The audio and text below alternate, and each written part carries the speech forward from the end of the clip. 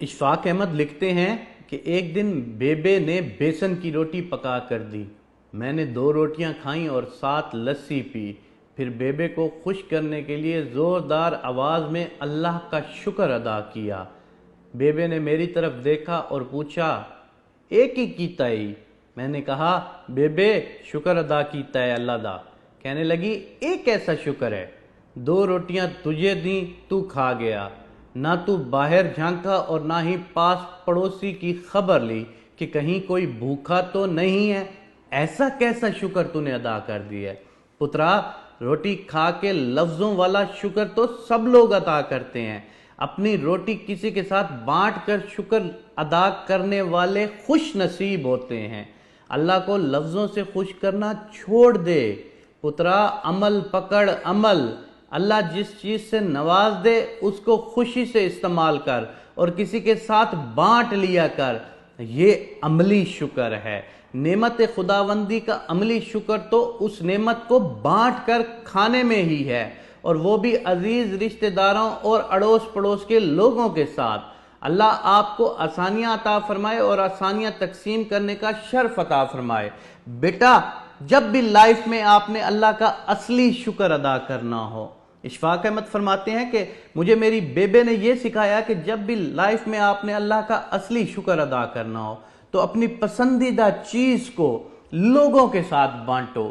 لوگوں کے ساتھ اگر آپ کے پاس بانٹنے کے لیے کچھ بھی نہیں ہے تو آپ خوشیاں بانٹو، آپ لوگوں کے اندر خوشیاں تقسیم کرو، کیونکہ آپ کے پاس خوشیاں بانٹنے کے لیے کسی چیز کی خریداری کی ضرورت نہیں پڑتی۔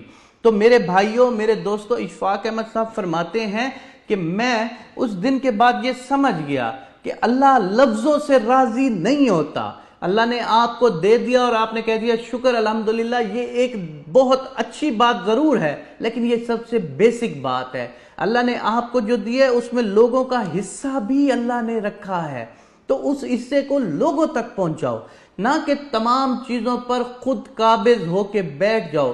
اگر آپ اس طرح طرز زندگی کو بنا لو گے تو یقین مانو اس سے بہت آسانیاں پیدا ہوں گی۔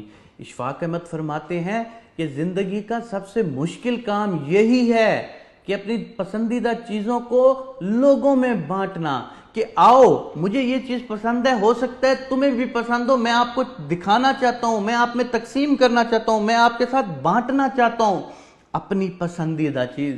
خدا کی قسم، اشفاق احمد فرماتے ہیں کہ جب تم اپنی پسندیدہ چیز لوگوں میں تقسیم کرنا شروع ہو جاؤ گے نا، تو اللہ جنت میں تمہارے لیے وہ مقام پیدا کر دے گا کہ تم اس کا اندازہ اس دنیا میں کر ہی نہیں سکتے، کیونکہ جنت میں بھی بہت ساری کیٹیگریاں ہوں گی، اس میں بھی اللہ اپنے پسند کے لوگوں کو بہت اونچے مقام سے نوازے گا، اور تم جنت کے اس اونچے مقام تک تب ہی پہنچ سکتے ہو جب تم لوگوں میں آسانیاں بانٹو گے، جب تم لوگوں میں خوشیاں بانٹو گے، جب تم لوگوں میں اپنی پسندیدہ چیزیں بانٹو گے۔ میرے بھائیوں، میرے دوستو، آج کی بات کا مقصد یہ ہے کہ اللہ کا زبانی کلامی شکریہ بھی ضرور ادا کریں، لیکن عملی شکریہ ادا کرنے والے آپ کو بننا چاہیے۔